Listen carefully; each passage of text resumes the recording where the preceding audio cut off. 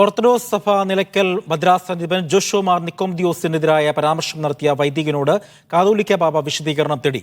Father Mathews വാഴക്കുന്നത്തിനോടാണ് Devalokam അരമനയിൽ നേരിട്ടെത്തി വിശദീകരണം നൽകാൻ കാതോലിക്ക ബാബ നിർദ്ദേശം നൽകിയിരിക്കുന്നതാണ്. വിവരങ്ങൾ നൽകുവാനായി അഖിൽ ചേരുകയാണ്. അഖില്, ഒരു ഭദ്രാസനത്തിലെ വൈദികനോട് നേരിട്ടെത്തി വിശദീകരണം നൽകണം എന്ന് കാതോലിക്ക ബാബ ആവശ്യപ്പെടുമ്പോൾ നിലയ്ക്കൽ ഭദ്രാസനത്തിലെ പ്രശ്നങ്ങൾ അതീവ ഗൗരവമായി തന്നെയാണ് സഭാ നേതൃത്വവും കാണുന്നത്.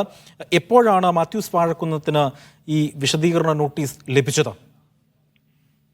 അജയ്, ഇന്നാണ് ഈ സംഭവവുമായി ബന്ധപ്പെട്ട കൂടുതൽ ഒരു വലിയ പ്രശ്നങ്ങളിലേക്കൊക്കെ തന്നെ പോയത്. ഈ BJP-യിലേക്ക് എത്തിച്ചേർന്നതിന് പിന്നാലെ എത്തിയ സമൂഹ മാധ്യമത്തിലെ പോസ്റ്റിനാണ് മാത്യൂസ് വാഴക്കുന്നത്തിനോട് ഇത്തരത്തിൽ വിശദീകരണം നൽകാൻ മെത്രാപ്പൊലീത്ത നിർദ്ദേശം നൽകിയത്. പക്ഷേ മെത്രാപ്പൊലീത്തയെ അപമാനിക്കുന്ന തരത്തിലുള്ള ഒരു ഓഡിയോ സംഭാഷണമാണ് ഇട്ടത്. തനിക്ക് ഇത് പറയേണ്ട കാര്യമില്ല, താൻ പറയുകയില്ല.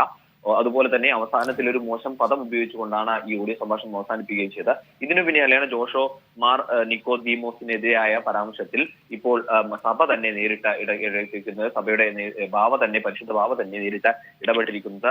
ഈ ബാവയുടെ നിർദ്ദേശപ്രകാരം ഇപ്പോൾ, അതായത് തന്റെ ഭാഗം കൂടി കേൾക്കാൻ തനിക്കൊരു അവസരം നൽകണം എന്നുള്ള വാഴക്കുന്നത്തിന്റെ അത് സ്വീകരിച്ചുകൊണ്ടാണ് ഇപ്പോൾ നേരിട്ടെത്തി ഈ സംഭവത്തിൽ ഒരു വിശദീകരണം നൽകാൻ എന്തായാലും ബാവ തിരുമേനി നിർദ്ദേശം നൽകിയിരിക്കുന്നത്. ദേവലോകം കത്തോലിക്കേറ്റ് അരമനയിൽ നേരിട്ടെത്തി വേണം ഈ വിശദീകരണം നൽകാൻ. എന്നാൽ ഇപ്പോൾ ബാവ കൂടി ഈ ഓർത്തഡോക്സ് സഭ അധ്യക്ഷൻ കൂടി ഈ വിഷയത്തിൽ ഇടപെട്ടിരിക്കുന്നു എന്നുള്ളതാണ് ഈ കേസിന്റെ കൂടുതൽ സങ്കീർണത്തിലേക്ക് മാറ്റുന്നു എന്ന് വേണം നമുക്ക് മനസ്സിലാക്കാൻ.